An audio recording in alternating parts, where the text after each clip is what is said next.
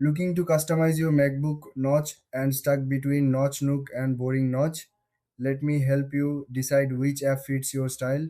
Today we are comparing two popular Mac utilities that repurpose the screen notch into useful interface elements.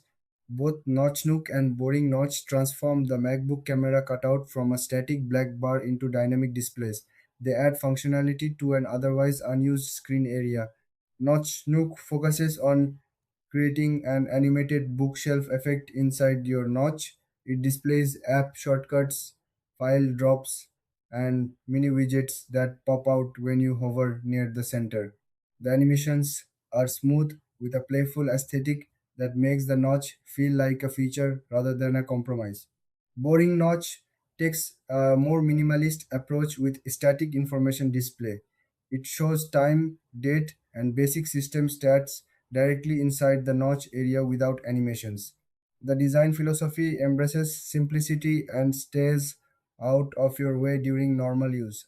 The biggest difference is visual approach and interaction style. Notchnook encourages engagement with expanding panels and drag and drop functionality. Boring Notch displays passive information without requiring interaction. For features, Notchnook offers file drop zones, app launching shortcuts, and customizable animations.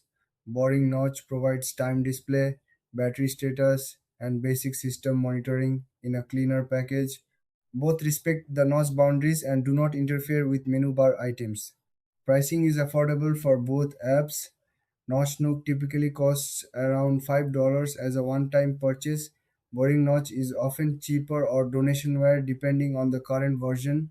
Both offer trial periods to test compatibility with your specific MacBook model. So, which should you pick? If you want to actively use your Notch for productivity with playful interactions, Notch Nook delivers creativity. If you prefer subtle information display without animations, Boring Notch keeps things simple. Thanks for watching. Like and subscribe for more Mac utility reviews. See you next time.